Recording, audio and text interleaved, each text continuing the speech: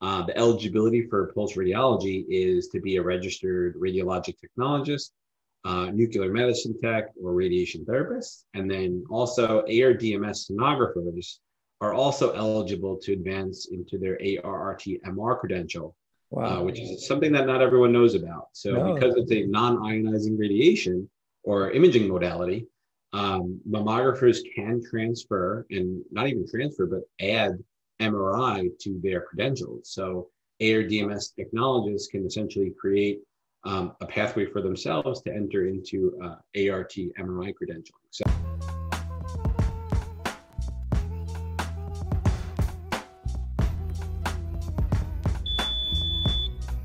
So hello and welcome to YXT Podcast. My name is Jason and I will be your X-ray tech for today. Today we got a special guest all the way from New York. My name is Neil Huber, founder and CEO of Pulse Radiology. Pulse Radiology is the largest post-primary educator for the ARRT. Right now we hold a comprehensive online structured education program for MRI, CAT scan, and mammography.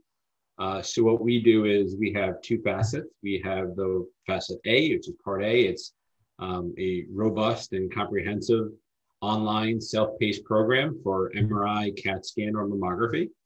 And the pinnacle of what we do is really being able to provide any tech to learn from a distance, but with good quality through online means. And then essentially being able to get them into a clinical site, or put them in a good position to get into a clinical site somewhere locally. So educating from a distance, but training locally. That's sort of our model. So for example, someone like yourself, who's a mobile technologist, who's probably doing 40 hours plus per week, how does one like yourself, get into another advanced certification? So I always said it's very easy to get trapped, as sort of that X-ray technologist level, because it's 40 hours a week. Sometimes it's covering weekends. Most times people are working a full-time and a part-time. So I always said to myself, like, how do I, reach those folks that want to pursue, but just don't have the time to do it? And the best way to say this is by providing this online education where it's in a self-paced manner, where they can essentially go and take, follow our curriculum, okay, but each week they can set aside their time to get to that, educational requirements, where, you don't have to clock in and be in a brick and mortar location for like 2 hours, and then you have to leave and you got to take time off from work, or you got to take off vacation time. So our program fits I guess you can say, the enigma of filling in the available, time to advance within your career. So let's just say someone works Monday to Friday, 9 to 5. We can have them do their online education throughout the week at some point, whether it's the weekends.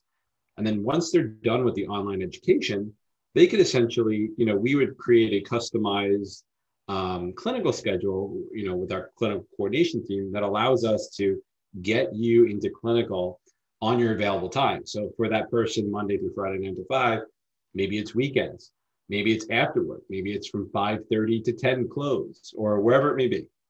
So we really do our best to help technologists attain their goals, and whatever they have, we're here. We're very flexible in terms of and understanding, more importantly, that techs just don't have the time.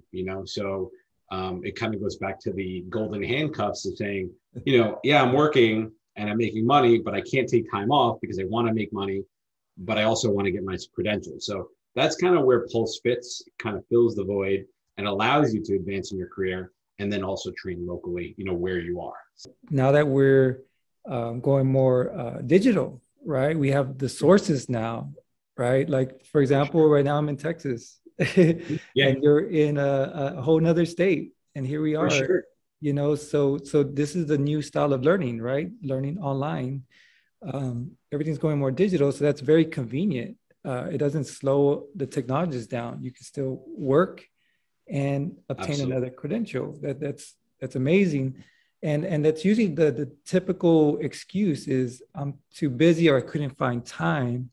But here now you're providing a way that works around the real schedule, right? So right now, Pulse Radiology offers MRI, CAT scan, and mammography. So Wow. that's through our post-primary school called Pulse Radiology. We also have another school called Pulse Radiology Institute.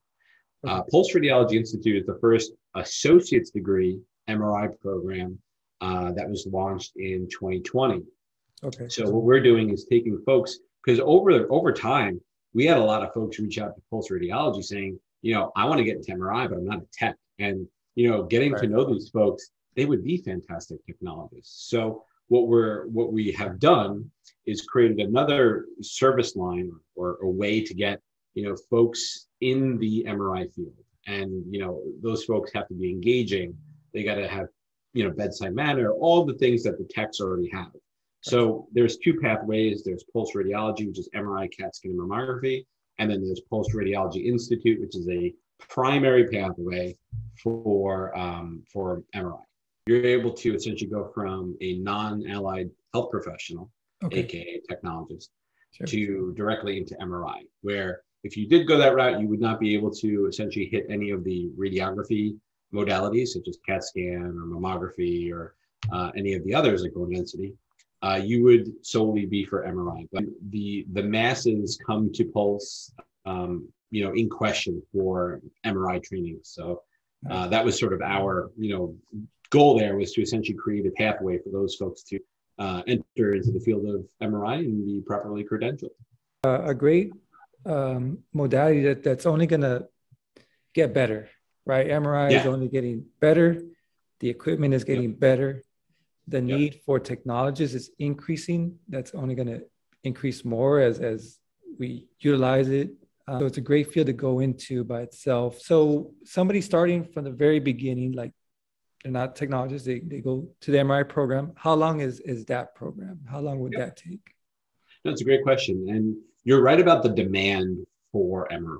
So, year over year, physicians are writing more scripts for MRI. And there's a lot of reasons to that. One, it's probably one of the best diagnostic tools to, evaluate, whether it be cancer, whether it be orthopedics, musculoskeletal, neurology, whatever it may be, MRI is the pinnacle for that. And over time, we have seen that, the trend of the ordering physicians are really pushing for MRI.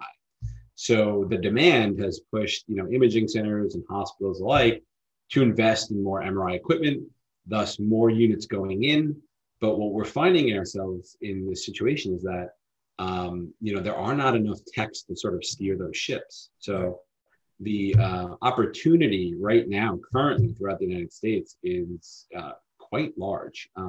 You can go on any Indeed or Monster or any of the large imaging networks websites, and you'll see that they're hiring for MRI techs. They're hiring for CAT scan, hiring for mammography. Mammography is another one. There's the need for women's health is gigantic. With mammographies being proper annual mammographies. There a lot of doctors write for those. So the need for mammographers is also really high up there. There's a vast demand for that across all imaging networks and hospitals today. So for any females out there that are looking for a good opportunity, I highly suggest looking into mammography. There's a lot of jobs available, and a lot of the imaging networks and hospitals are really pushing to hire more mammography techs in addition to MRI and CAT scan. So you're right about that, Jason. The demand is quite high for all imaging technologists right now. Yeah, and just mammography by itself. For example, we're in the month of October. October, we celebrate, or not celebrate, but we acknowledge Breast Cancer Awareness Month. So, so maybe the mammography area is a little bit more busier around this time of year than normal, but really it's an all year thing, and you're saving lives because you're able to, hopefully diagnose or find the breast cancer before it's too late. So how long would it take for a technologist to, become certified? I'll kind of walk it through. So again, there's two programs. We have the Pulse Radiology, which we'll focus on, which is the eligibility for Pulse Radiology is to be a registered radiologic technologist, nuclear medicine tech, or radiation therapist. And then also ARDMS sonographers are also eligible to advance into their ARRT MR credential, Wow. which is something that not everyone knows about. So No. because it's a non-ionizing radiation or imaging modality, mammographers can transfer, and not even transfer, but add MRI to their credentials. So ARDMS technologists can essentially create a pathway for themselves to enter into ARRT MRI credentialing. So that's one thing that not a lot of folks know about. So definitely want to bring that to the table. But to answer your question in terms of how long does it take? So our MRI and our CAT scan programs are they run concurrently. So both programs are university style. So week one starts off with a syllabus overview. And then, halfway through, I call it rounding second base, you have a midterm. Okay. And then at the end, there's something that we have, which is a mock registry. But as we go from, week 1 to week 14, each week we touch on a certain topic. Okay. Usually calls for about 5 to 6 to 7 hours of weekly work to listen to the lectures, study, and then pass your test, your weekly test. And then once you pass that, you move on to the next week. So you can see our curriculum on our website. We have that out there for everyone to see. There's some free previews as well to kind of get an idea of, what it's like to be a Pulse student. But to answer the question, it's about 14 weeks in length for the didactic portion, structured ed. And then the clinical training, it really all depends on the tech schedule. So one thing that we put a lot of effort into is being able to create customized schedules for every single one of our techs. Because again, going back to earlier, everyone has different schedules. Some people work midnight, some people work the 9 to 5, some people work 3 days a week, some people work 4. So what we do is we, as a team at Pulse Radiology, we define what we want to do for each tech. We focus on each individual technologist. And so it really all depends in terms of timing. If someone's going, we require a minimum of 2 full days on site. So at that rate, it should take you somewhere between 3 to 6 months to complete your clinical requirements and be competent as a technologist in that advanced certification. And then you would essentially be signed off once you complete your clinical requirements. So that's MRI and CAT scan. Mammography is a little bit shorter, but the clinical requirements are a little bit different. We also have some videos on our YouTube page as well, but essentially, for females entering mammography, the first step is 25 supervised mammographies that you have to perform with the tech, that's overseeing you. Once you complete that, you would then open up your eligibility to finish, I believe it's 80 to 85 cases that have to be signed off and verified by an MRI technologist. In addition to that, there's a whole bunch of QC requirements and a radiologist interpretation, where the mammographer would have to sit next to the radiologist and they would go over, a mammography and like how to, they would essentially critique the image quality of, a select few mammographies. Maybe, I believe it's 10 that they have to do. And then that's signed off by a radiologist. So after that's complete, they would then be eligible to sit for the mammography registry.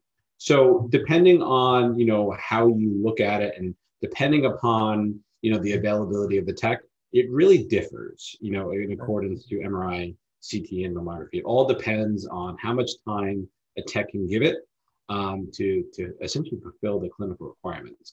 Facilities like when somebody is multi-modality, right? Mm-hmm. That adds a lot of value to the technologist, because in case there is a X-ray is not too busy, hey, you could take care of mammals, or maybe there's no mammal scheduled at the time, so hey, could you help out in X-ray? So you become very valuable. And I noticed that, not only is there a shortage of technologists, but also facilities are willing to keep the technologists, especially when they're multi-modalities. Having another credential adds value to the company, but what could the tech expect? Like increase in pay? I always like to use I'm a man of many analogies, Jason, but the one I like to say is, if you have would you rather be stranded on an island with one kitchen knife that has one purpose, or would you be rather stuck on an island with a Swiss Army knife that has, the scissors, the knife, the nail filer, I always say you want to, as a tech, every tech should want to become that Swiss Army knife. Yes. Because not only does that help your imaging center or your employer and your patients, but it adds market value to you. Right. Right. So, and to answer your question in terms of pay, obviously the pay scales across the nation are, it's up and down depending on what state you live in. But at the end of the day, if you're dual credentialed or tri-credentialed, you're going to have more value to you compared to someone that doesn't have, an additional credential. Like you said, they can, say someone calls out sick and you're down to tech, you can cover MRI, you can cover CT, you can cover, digital, radiography. So there's, I always urge folks, to get their credentials, and, be a diversified technologist. I think that's a huge, huge, huge plus in terms of marketability and also job security. Yeah. I like to use the term super tech, right? Yeah. When you got those multi-modalities, you become a super tech, right? The thing is, no matter what age you start in the career, you could always add those credentials, right? Like it's self-paced. Sometimes there is a little bit of a push to the employer though, right? Sometimes it's like, look, I know you're doing this, but we need this also, right? So sometimes these employers will reach out and say, hey, we'd rather have you, right? So have you ever run into those kind of instances, or how often does that occur? Yeah, and I think the main driver for that is, since COVID, there's been a significant decrease in staffing and a large need for technologists. I think I mentioned that earlier, but so you have a lot of employers, that are really pushing their techs to become, diversified in terms of their abilities at work, right? AKA, getting more certifications. But yes, I mean, there's a strong push from a lot of folks.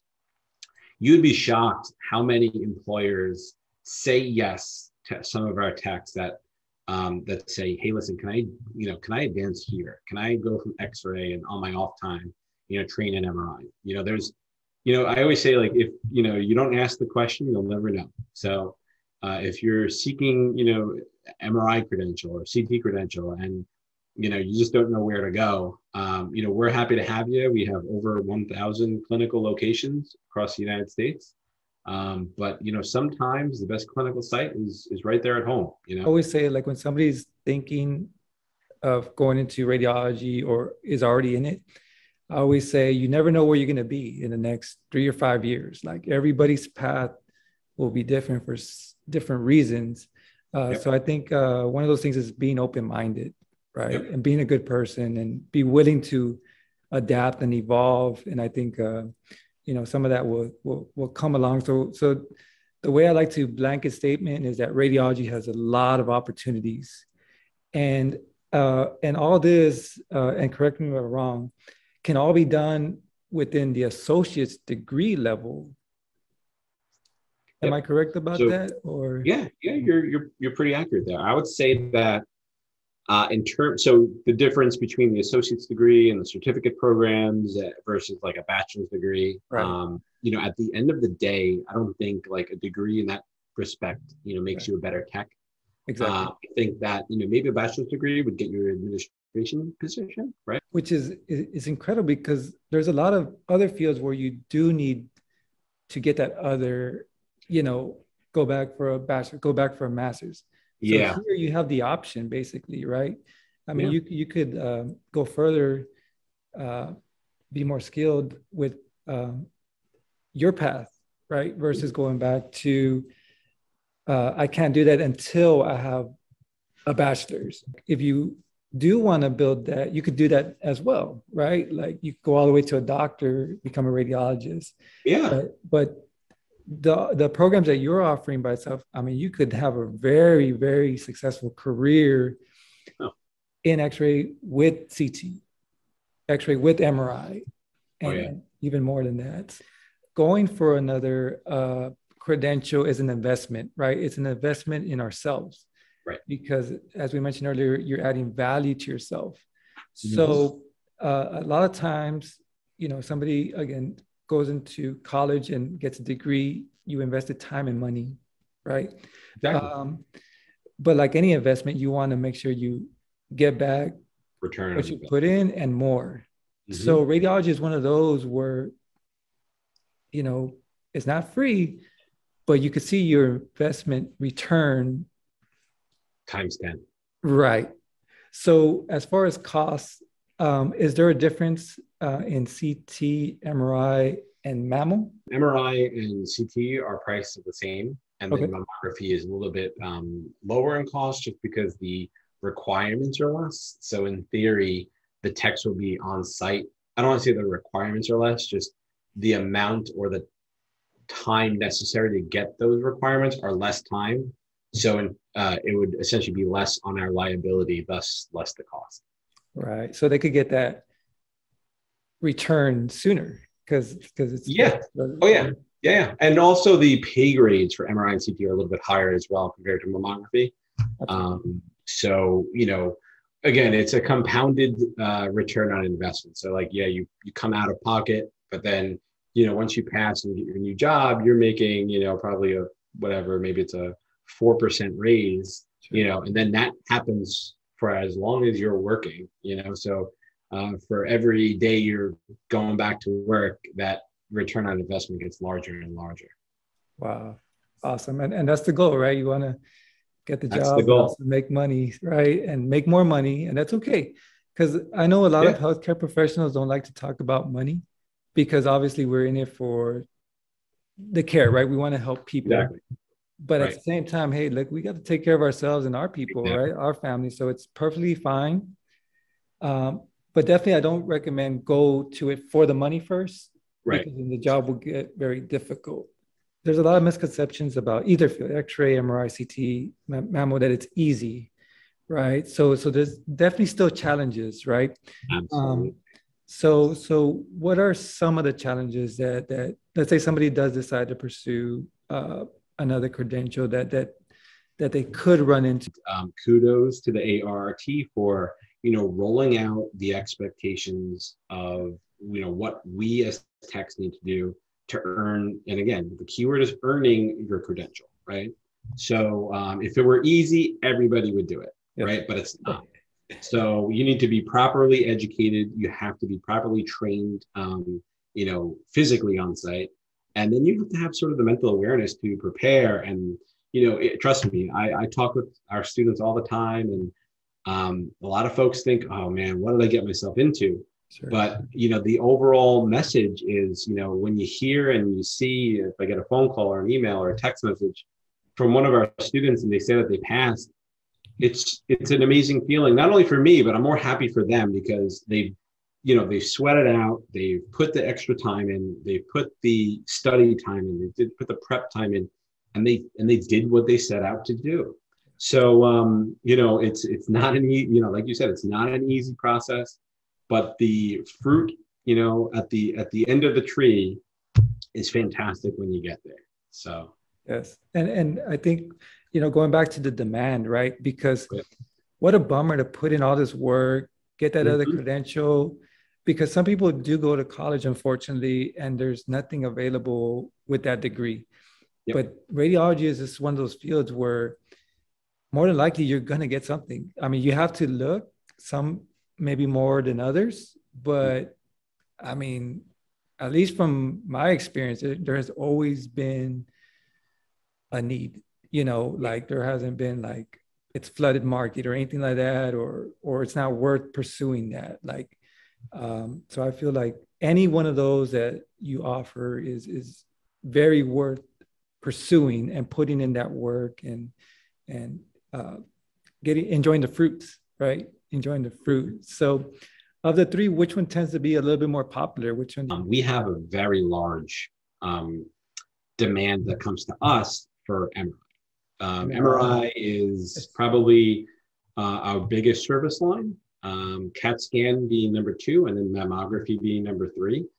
I think that, it really depends, every tech is different, right? So no tech was ever created equally, right? So I always say that, everyone might want to be, I have folks on my team who are CT certified, I'm MRI certified, and, some folks don't even want to do MRI. They don't even want to know about it. They're CT, and they'll never change, So it really all depends on like what the tech wants to do. And that's the pleasure, that's the pleasure that you actually get to choose what you want to do.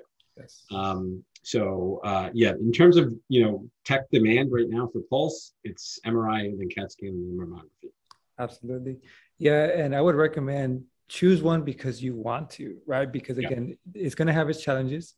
Mm-hmm. The challenges are always easier to overcome when it's something you want to do, right? Versus doing it for the wrong reasons, right? Just for the money or because somebody else suggested, right? Any of those to choose is good. Either one. Mammo, when mammo techs, they tend to stay mammo techs because they enjoy it, right? CT techs, they'll stay because they enjoy it. But it's great that you offered the opportunity to say, look, when you decide, or if you decide, we're here, and it's very possible because we could work around your schedules. Somebody's interested in one of these programs, what's the first step? How would they go about? In terms of getting started, I would suggest, going to our website, www.pulseradiology.com.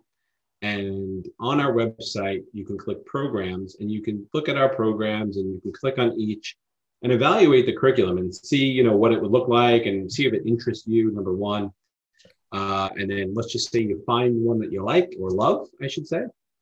You can look on our locations tab, and that's where all of our clinical locations are. So right now we're in 36 states, wow. And we have, like I said, over 1,000 clinical locations. So definitely there are sites in the majority of places. So definitely check that out. And then if you're interested, you can email us, and what we'll do is we'll have you go through the application process, which is really just us getting to know you and see what your true passion is, and if it's really something you want to do. It's not something where you can just, you can go ahead and purchase it, and then we'll figure out if you're not a good fit. But I always recommend talking to us first, and finding out what is it something that I want to do, and if it is, I can pretty much assure you that you're going to have a fantastic time and a great result with Pulse Radiology.